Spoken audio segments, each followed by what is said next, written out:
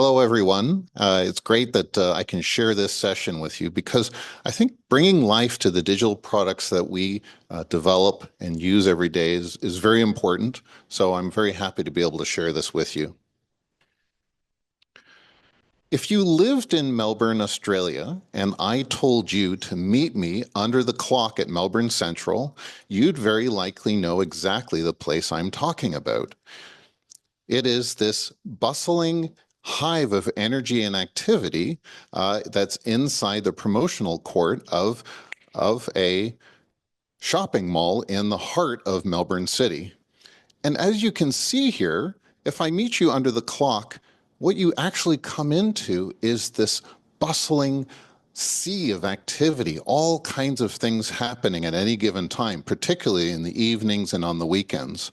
You can see it's actually a promotional court, but there's so many other things there that people are engaged with. Either it's getting access to the subway station underneath, seeing all the video walls that are there, all the independent retailers selling knickknacks and clothing. But people are there and on their way to different things in their lives, or it's a meeting spot for people.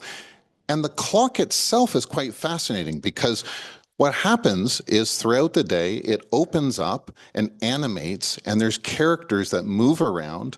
And you can imagine how fascinating this is for tourists that come when they see this. They're all pulling out their cameras and looking at it in fascination.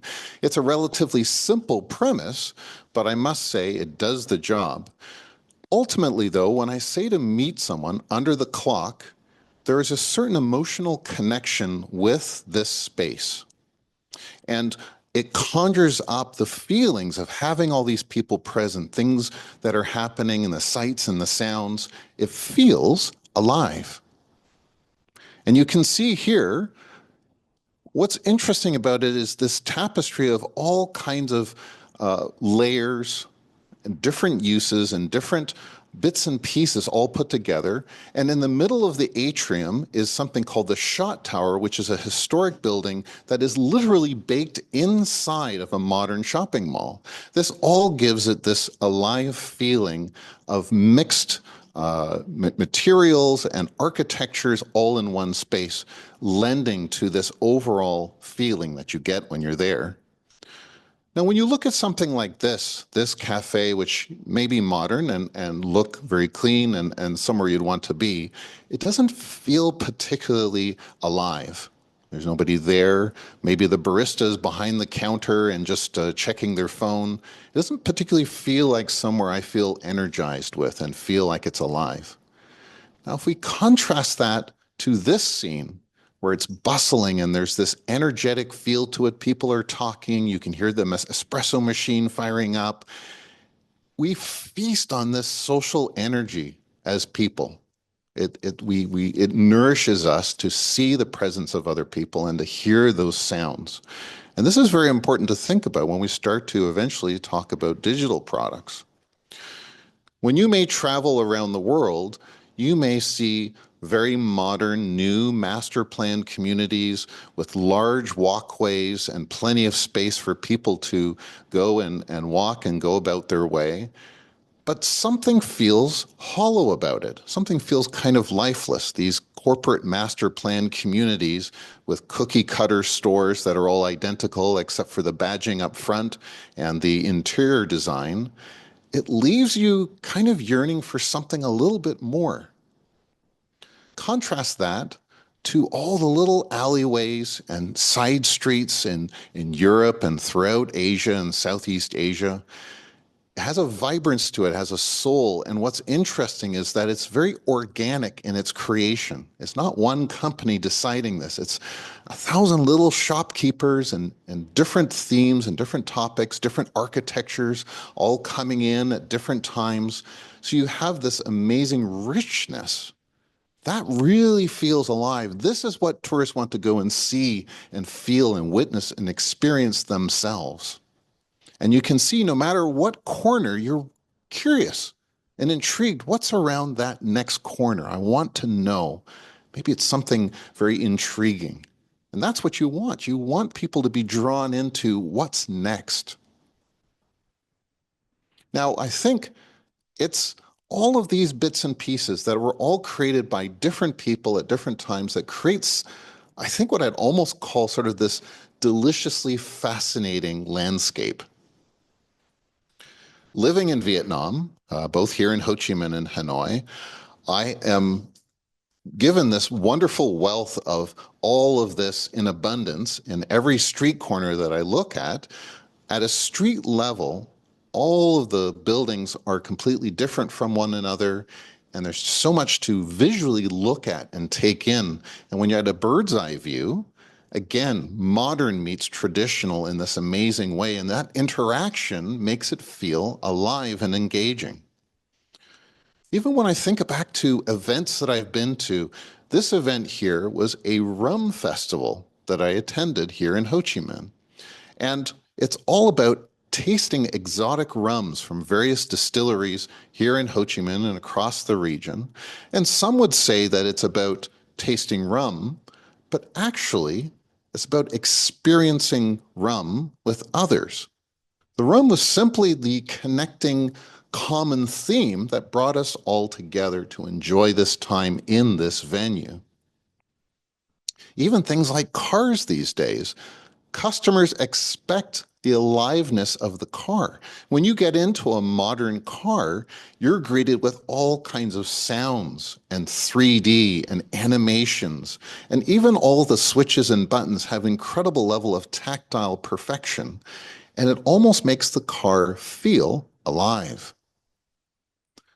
So how does all of this translate digitally? We've taken a walk through the physical landscape, but when we look at what's on our phones or on our computers, what is that difference? What's the difference between a product that just feels so soulless and lifeless and you don't want to use it unless you absolutely have to, versus one you're dying to pick up and you know each time you'll feel engaged and it feels alive and it's something that you want to do. You feel good about using it.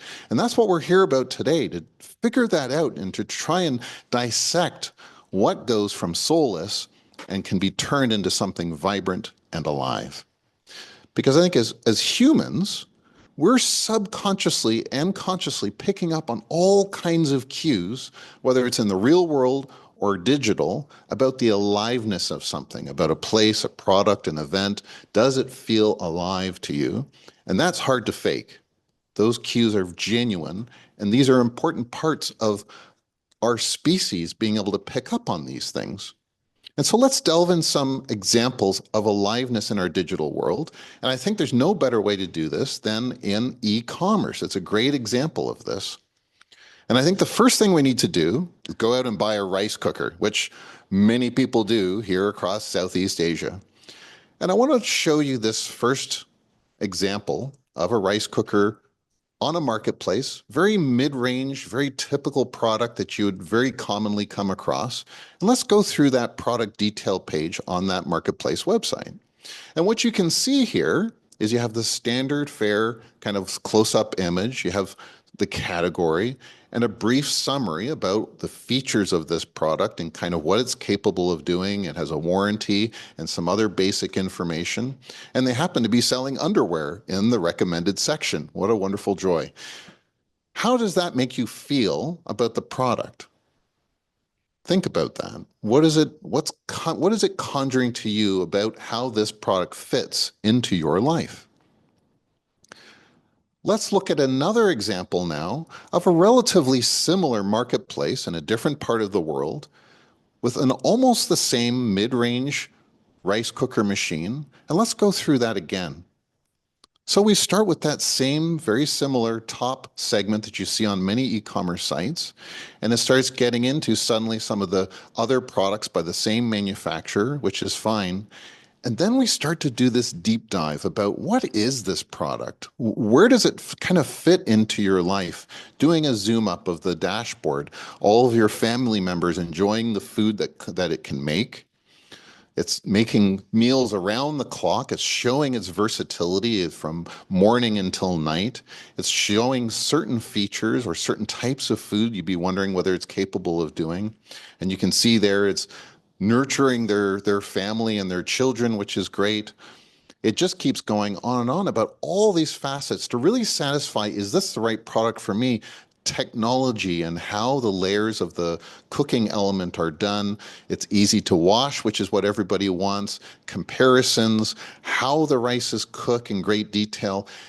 All of this starts to create this picture in your mind of, is this right for me? Is this a product that I want to commit to be part of my cooking regimen for the next 5, 10, maybe 15 years?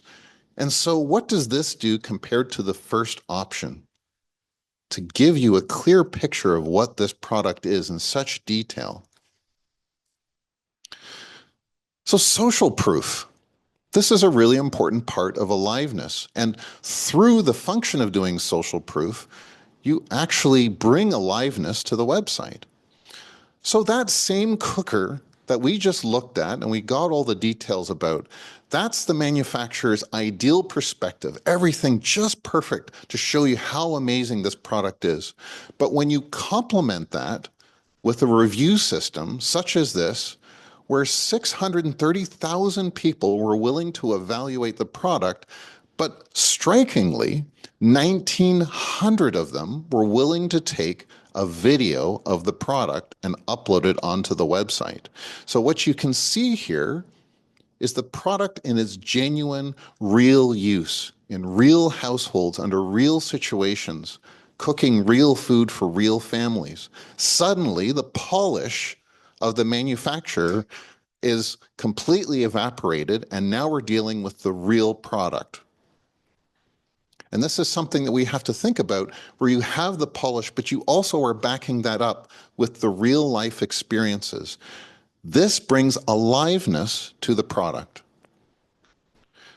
Even something like frozen chicken is the exact same situation, if you could imagine.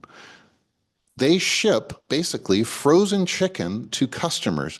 But here we have hundreds upon hundreds of videos of people's videos where their master chef's creation of the chicken is put on display for other people to see on an e-commerce site.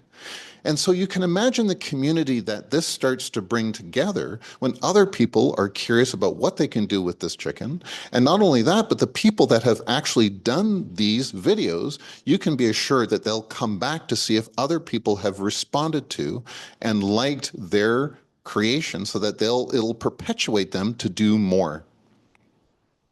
Now, when you think about buying phones, something that often comes up is you see the manufacturer's images of what the photos are like from the camera, and many times you're kind of curious, is that really how they're going to turn out when I take photos with this camera?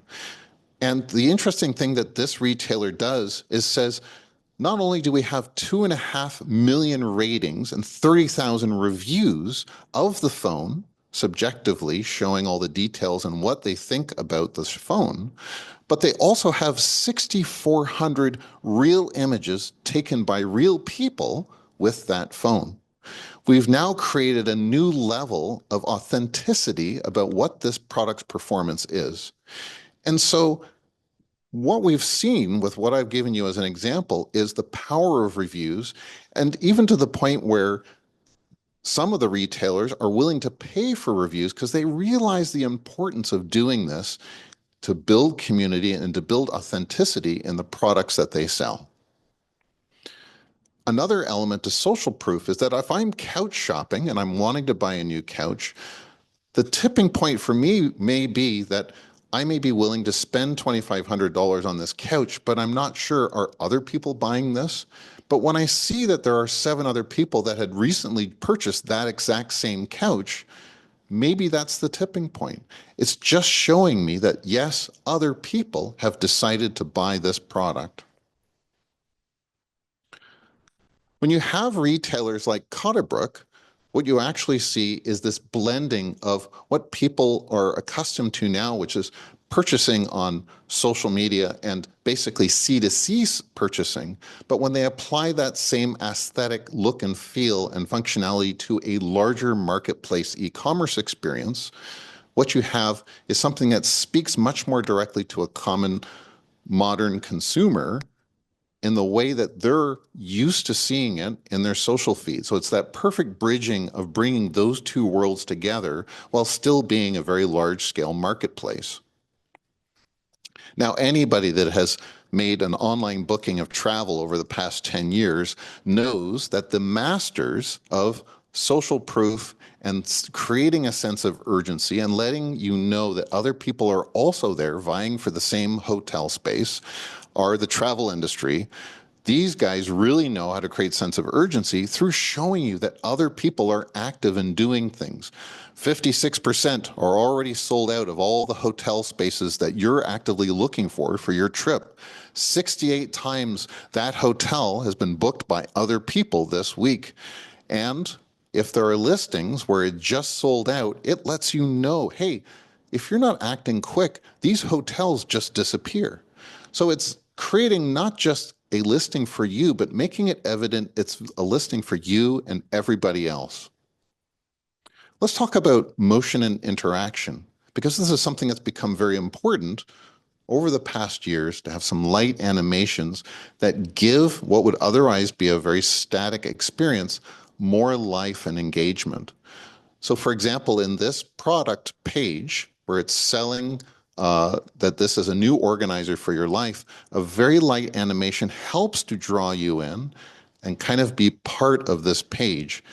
When they then use a parallax scroll to show the actual application interface and how it works, it has this nice combination of having light animations and suddenly drawing to your attention, what would the experience be like with this app in my life?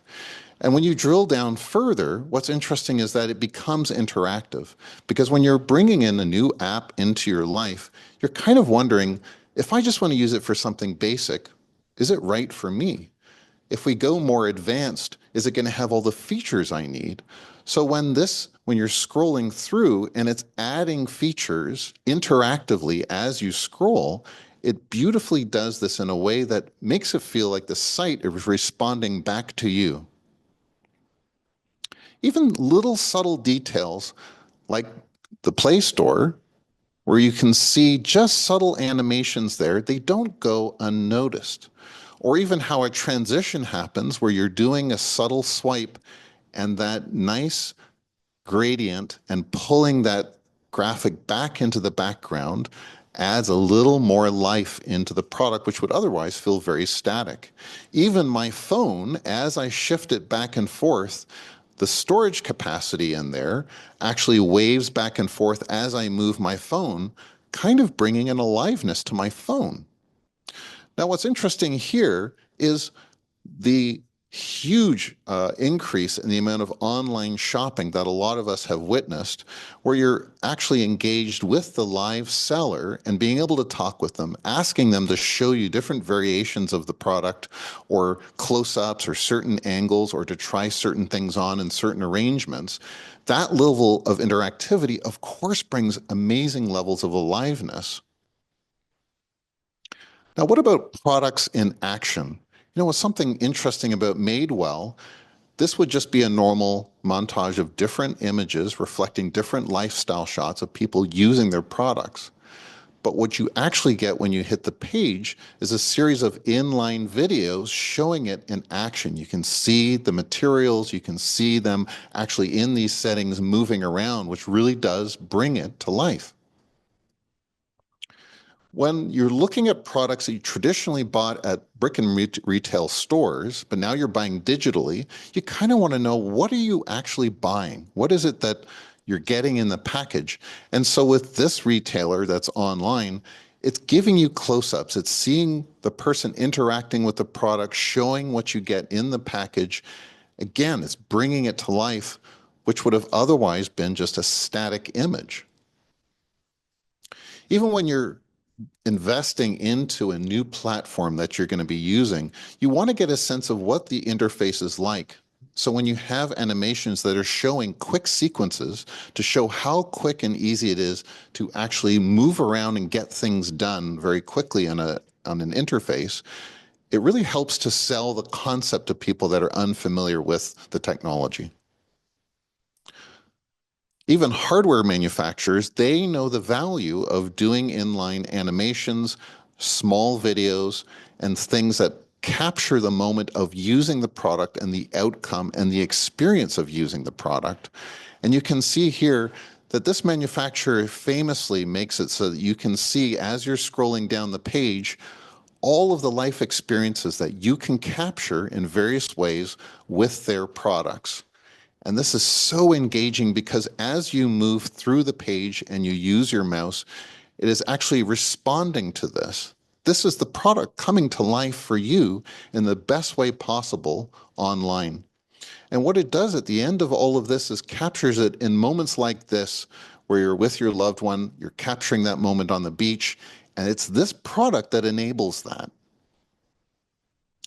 Even this kind of service where they're selling something like eyeglasses online, which is notoriously difficult to figure out, is this the right eyeglasses for me, attempts to bridge that gap through technology by putting you into the scene and actually digitally imposing those glasses onto you so that your guesswork is minimized and you're actually able to get a better picture of, are these the right glasses for me and my face and the style that I want through technology.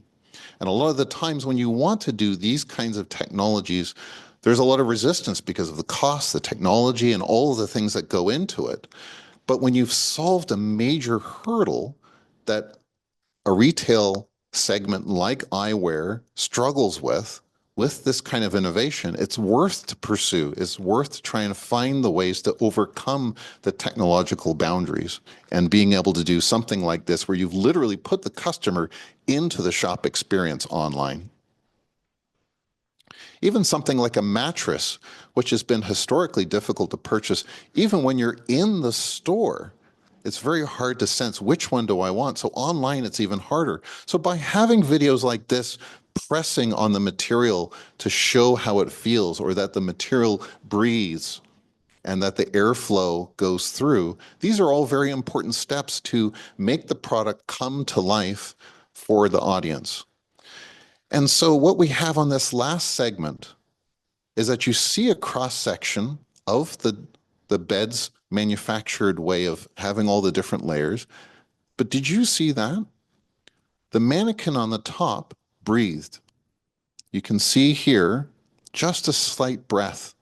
Somebody took the time to animate that and have that little effect to make the product's example with the person on top of it come to life. Really quite fascinating. Another way is to become big, bold, and varied in the design of the website, showing big, strong, saturated color with a lot of different images across the video.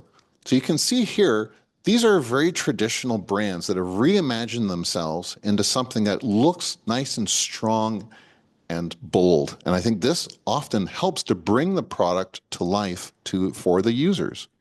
Even something like this, where you're selling cookware, when you have these big images and scenes that the user can kind of immerse themselves into and feel the almost like they're there, helps to sell the product, but it brings the product to life. Even something like this, where you're selling just standard household appliances, having small animations as you scroll over them, and a change in the sequencing of all of the different bits and pieces just help it to come out more and become more alive. Now, state handling, something like this where we have a product and we have a variety of things that support it, such as community and reviews. And what we're seeing here is a dead space. We're seeing that nobody's responding to any of the posts. All of the avatars have these gray, lifeless looking images. It just feels dead and like nothing is happening here. You can see it's just a sea of gray and no responses. It feels like a horrible place to be. This is soulless and lifeless. But when you look at something like shopping, and when you don't have anything in your shopping cart, it's so easy for it to say you have 0 items in your cart. But when you add something like an empty state handler, it gives it this much more appealing way of being able to handle this kind of a situation. And even things like notifications, by default, having many notifications in there, broadcasting all kinds of different promotions and offers and different categories helps to fill what would otherwise be an empty space. The other thing is around reciprocity, which means that humans want, when they give, they want to receive. And sadly, what we've seen is this diminish over time. And when we look at the example of this article here, which is basically talking about new models of cars, what we actually realize is the meat that we're given by them is so little because they've taken so much.